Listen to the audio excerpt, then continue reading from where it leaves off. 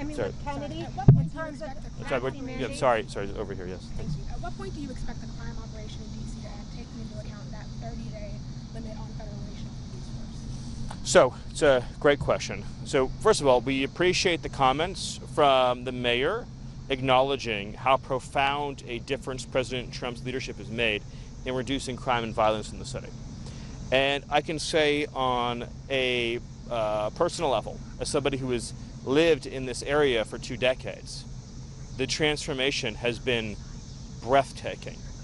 And we hear every day from members of the community, but particularly from longtime members of the community, and native Washingtonians, been here for many years, in some cases whose families have been here for many years, that they're just overflowing with gratitude at how safe and clean the city has become, and how the parks are open again, and the sidewalks are clean again, and they're not worried about getting shot or mugged or carjacked.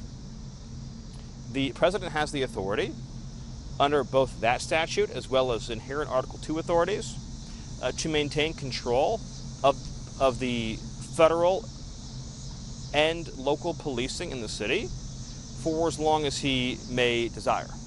But at a more fundamental level, the key point is that this is the capital city of the United States, and the president is going to do whatever is necessary in order to ensure that the capital is the safest big city in the country.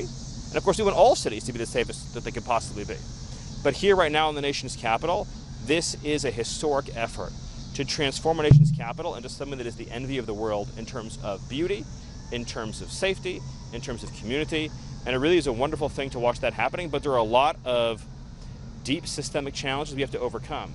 There are scores of organized street crews in this city that are comprised of career criminals that are engaged in narcotics trafficking and weapons trafficking and organized gang violence that represent a severe, acute public safety threat to this city.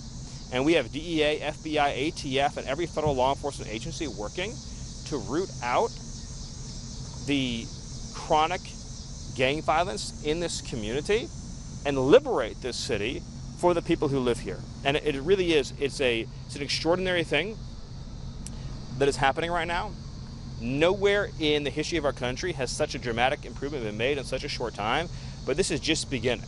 And so, I guess just to restate what I was saying to you, and I'm spending more time on this because it's so important, the president's authorities under the Home Rule Act, under the Constitution, are clear in terms of his ability to direct and control public safety in the city.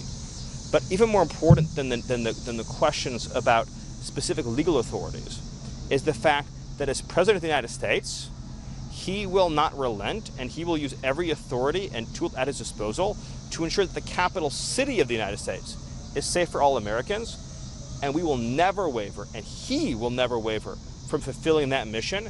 And again, the gratitude and the appreciation that we've seen from the residents of this community has been really one of the more amazing things I've seen in my time here serving in the White House. But again, this is just the very beginning. Have you talked about the